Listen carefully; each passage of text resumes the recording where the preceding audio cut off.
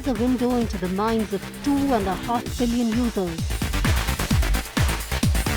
In numbers, that is 1 in every 3 humans alive. It has a market value of close to $800 billion that is comparable to the GDP of a country like Turkey and more than those of countries like Austria and Belgium.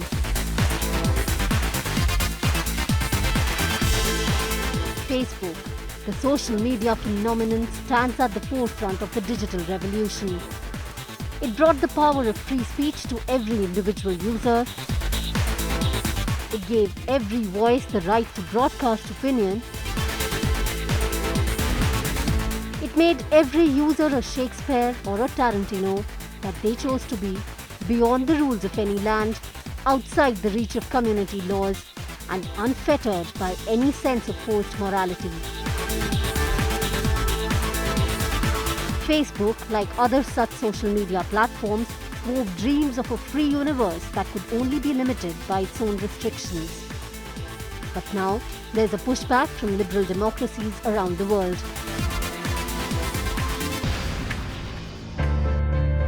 In the latest such attempt at control, Facebook is facing Flak down under. On 1st of September, Facebook said it would stop Australians sharing news content on its platforms. This was in response to the Australian government's proposed internet reforms. One of the Australian provisions is to make payments mandatory for news sourced from local providers under a royalty-style system. This would make Australia the first country to enforce such rules on social media platforms. We want a sustainable media environment, and key to that is to see payment for original journalistic content. And so we're committed to these reforms. We won't be bullied, no matter how big the international company is, no matter how powerful they are, no matter how valuable they are. We recognise that the technology and the services provided by Facebook and Google are great. People love them. And we want those to continue here in Australia. But we also believe our world-leading reforms, based on the work of the ACCC, is the future for a more sustainable media environment. Within days, the Australian Prime Minister Scott Morrison responded with a clear message to stand by the Australian Competition and Consumer Commission's plans to make digital platforms like Facebook and Google pay for journalism. The Commission is in the process of making news media bargaining code, which essentially helps news organizations to collectively strike an equitable revenue-sharing deal with Google and Facebook, a legal provision. Drafting of the final version of the legislation after a consultation period ended in late August. Look, I think people from these companies understand that when I say something, I mean it, and that I intend to follow through with it, and therefore I would encourage them very strongly to work constructively and cooperatively with the process that is underway, and I'm quite certain we'll come to a sensible outcome on this. And it won't need coercion wherever it comes from. It's not something I respond very well to. In India, Facebook has been accused of favouring the ruling BJP, but the BJP claims that reality is the other way round. The BJP claimed that Facebook India's managing director used to work with the Planning Commission under the UPA and was linked to the Congress party. Union IT Minister Ravi Shankar Prasad wrote to Facebook CEO Mark Zuckerberg saying that senior Facebook employees are on record abusing Prime Minister Narendra Modi and senior cabinet ministers. Congress party बार बार ये कोशिश कर रही है कि भाई social media के माध्यम से बीजेपी आगे बढ़ रही है, नरेंद्र मोदी जी की इमेज बहुत ही तगड़ी बन रही है, ये दुख उनको है, ये गुस्सा उनको है, और इसीलिए फेसबुक पर अटैक कर रहे हैं। शशि थरूर के नेतृत्व में अगर मीटिंग हो भी गई होगी तो उसका हमको कोई फर्क नहीं पड़ता है, और हम हमारा काम करते रहेंगे, फेसबुक में हमको पब्लिसिटी मिलती रहेगी। एक एजेंसी सोशल मीडिया का माध्यम से यहाँ की राजनीति में दखलंदाजी कर रही है, जो कि घोर आपत्तिजनक है। इसलिए ज्वाइंट पार्लियामेंट्री कमेटी गठित की जाए, उसकी जांच की जाए और इनके खिलाफ कार्रवाई की जाए, और तब तक ये जांच पूरी ना हो जाए तो वर्तमान फेसबुक का इंडिया एडमिनिस्ट्रेशन है, टीम है, उसको हटाया जाए, उसको बदला जाए। All the uproar over Facebook began when a news report was published by Wall Street Journal that revealed that political opportunism was at play by employees of Facebook India in pushing the ruling Saffron Party to power in 2014 and 2019 by allegedly ignoring hate speeches made by BJP politicians. On 2nd September, Facebook India head appeared before a joint parliamentary standing panel on IT.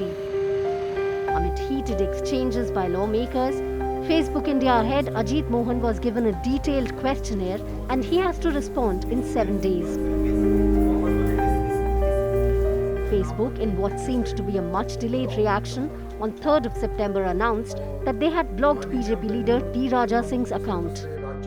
T. Raja was one of those BJP leaders whose posts had not been censored by FB even when they were called out as targeted hate content.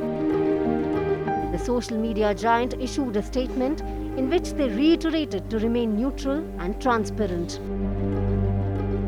While in India, Facebook's transparency and neutrality were being questioned, in neighbouring Pakistan, the social media giant was taking preemptive action.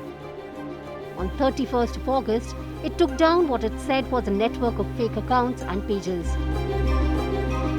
These were said to have been spreading malicious propaganda that Facebook attributed to individuals in Pakistan.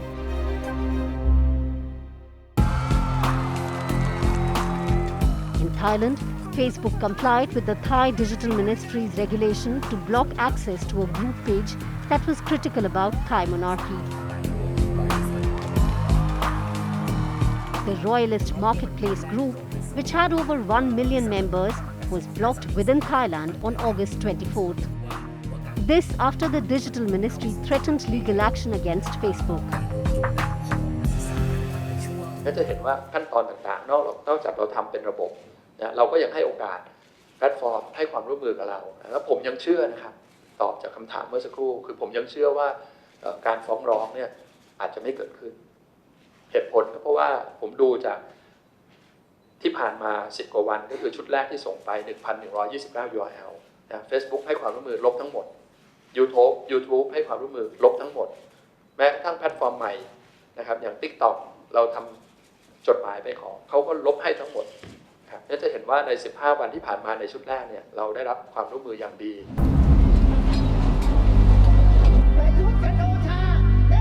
Thailand is in the middle of protests by its people demanding reform in monarchy and education. Facebook complied with the government's order and blocked the concerned pages, but at the same time, it announced its intention to fight against it in a court battle. Thailand has over 50 million Facebook users compared to 48 million in 2019. The number of users is expected to rise steadily over the next 5 years to over 61 million in Thailand. But it's not Thailand where Facebook has the maximum number of users. India with 290 million and United States of America with 190 million top the list. In the country with the second most highest users, Facebook is on back foot, and the US is about to go for the presidential election in November 2020. On 3rd September, Facebook announced that it would stop accepting new political ads 7 days before the November US presidential election. Facebook was criticized for its role in the previous election in 2016. It was accused of being slow to respond to interference campaigns on its platform. Facebook began verifying the accusations and the identity of ad buyers in 2018. Till these accusations surfaced, Mark Zuckerberg defended his decision to allow for a freewheeling political conversation on Facebook, including through paid ads. The company used to exempt these from its fact-checking program, but things have changed in the past few years. This time round, Facebook wants to steer clear of its previous mistakes, so they also announced their latest efforts through a Twitter message. Mark Zuckerberg wrote on his Facebook post announcing the changes. This is in response to the unique challenges US voters would face due to the coronavirus pandemic, as this has prompted a surge in voting by mail in the country. I think the dynamic that you're talking about is really important, which is that we may not know the final result on election night. One of the things that I think we and other media need to start doing is preparing the American people that there's nothing illegitimate about this election taking additional days or even weeks to make sure that all of the votes are counted. In fact, that might be important to make sure that this is a legitimate and fair election. So we're going to do a bunch of different messaging around that just to make sure that people know that that's normal. So if one of the candidates in any of the races claims victory before there's a consensus result, then we're going to add some informational context to that post directly, saying that there's no consensus result yet. What this means is that Facebook will now attach links with official results to posts by candidates and campaigns that prematurely declare victory. FB hopes that its efforts will this time round prevent accusations of their platform from being exploited to interfere with the electoral process, but experts remain skeptical. We should expect the last 7 days before the election to still be filled with Facebook ads, but they will be ads that will have already been approved by the election security team at Facebook, or at least the election security team at Facebook would have had a chance to review them. So I think this policy is an effort by Facebook's election security team to tap the brakes a little bit, to give them a chance to make sure that there are no surprises, there are no paid messages that undermine the integrity of the election, no paid messages that, claim victory when no victory had been achieved, something I think a lot of people are worried about, and definitely gives the Facebook election security team an opportunity to make sure that these messages are not coming from foreign influence. These messages are not necessarily coming from fringe groups that are hoping to undermine our voting rights. And so in a lot of ways, this is a smart move. I think we won't know whether it's an effective move until after the election. It's the biggest problem with Facebook is its execution of its policies. Sometimes its policies are well-meaning. The social media giant is still embroiled in legal battles in the US for allegedly favoring the ruling organizations against voices of dissent. In April 2018, Facebook CEO Mark Zuckerberg was grilled by US lawmakers over free speech versus hate speech. Can you define hate speech? Senator, I think that this is a really hard question, and I think it's one of the reasons why we struggle with it. There are certain definitions that we have around calling for violence or let's just agree on that. 2 years later, when the US was polarized on Black Lives Matter protests, Facebook once again came in for criticism for its handling of misinformation and hate speech. In a bid to correct perceptions, the company says they have taken several measures to ensure fairness. Facebook acts faster and removes a greater percentage of the hate speech on our services than other major internet platforms, including YouTube and Twitter. We're able to identify almost 90% of the hate speech that we remove before anyone even has to report it to us. We've also set the standard in our industry by publishing regular transparency reports so people can continue to hold us accountable for our progress. Facebook created an independent oversight board to moderate content. Its members are independent global experts empowered to make content-related decisions. Mid-August, Facebook also issued a statement on its new policy. And 2 weeks later, on the last day of August 2020, Facebook suspended 13 Facebook accounts and 2 pages of a Russian influence operation that posted as an independent news outlet. The operation targeted the United States, the United Kingdom, Algeria, and countries across the Middle East. There's a lot of focus on the fact that one of the places they targeted is the United States, and that's particularly important in the lead up to the election. Moscow denied those allegations, saying it does not interfere in the domestic politics of other countries.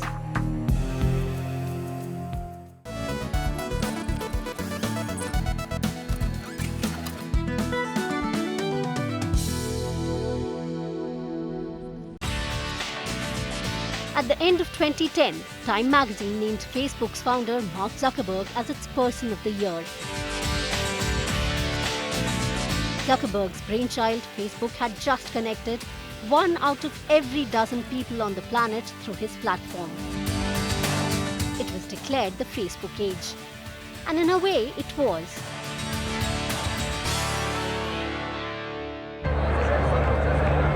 "2010 was ending on a note of hope for a whole region.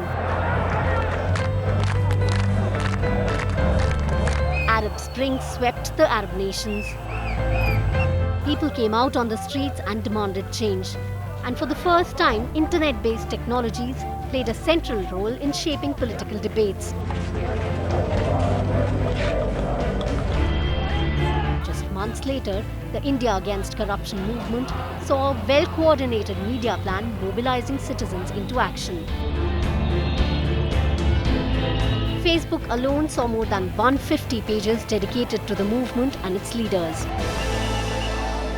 The path forward is to bring people together, not push people apart, to connect more. Over the years, social media revitalized public debate, bringing people together when they agreed on something or disagreed with something.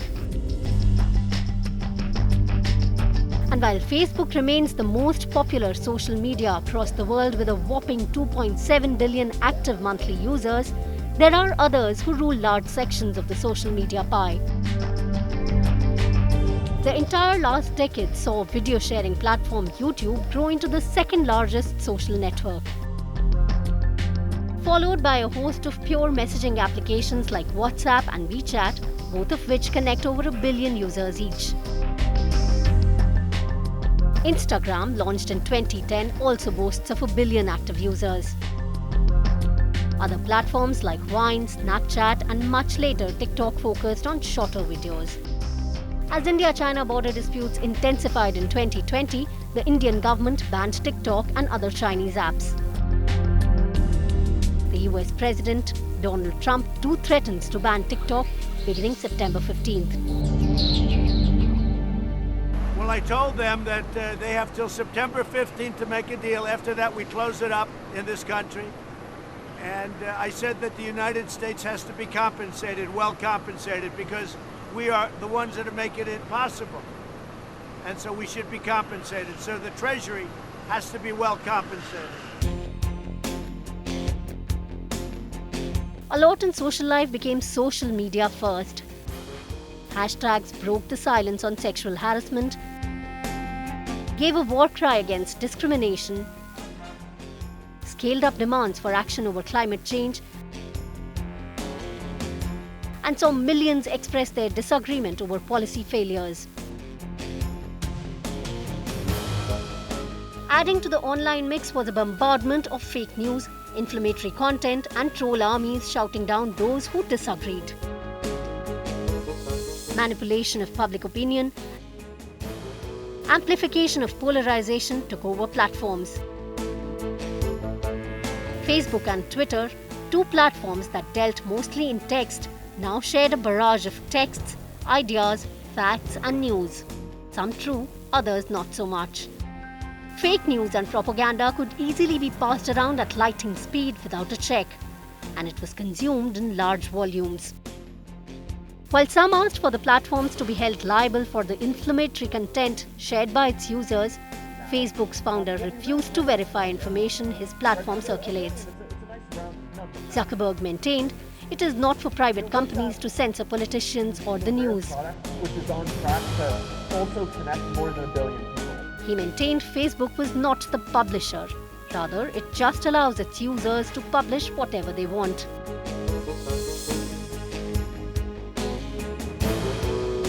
Gone were the days when social media was heralding democracy in Arab nations.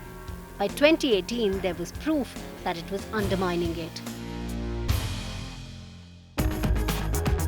The Cambridge Analytica scandal revealed how Facebook data from millions were used to target and wage a war of misinformation on US electorates in the build-up to the 2016 presidential election.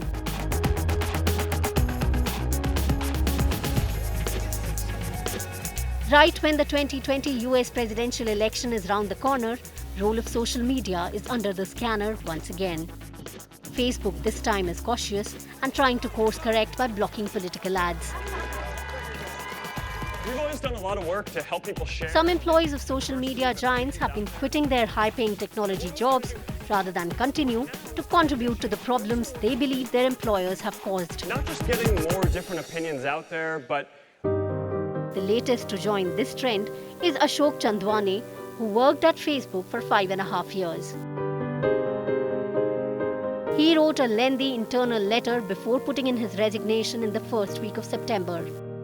The letter explained his inability to sustain and continue to contribute to the organization's profiting off hate in the US and globally.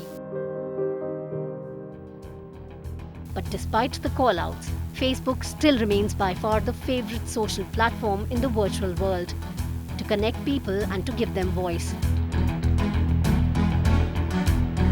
Last decade celebrated its power to unite and raise common voice in global platforms. This decade seems to start with a promise to find a meaningful way to bridge the gap between the need for freedom of speech and license to that freedom in virtual anonymity of social media like Facebook.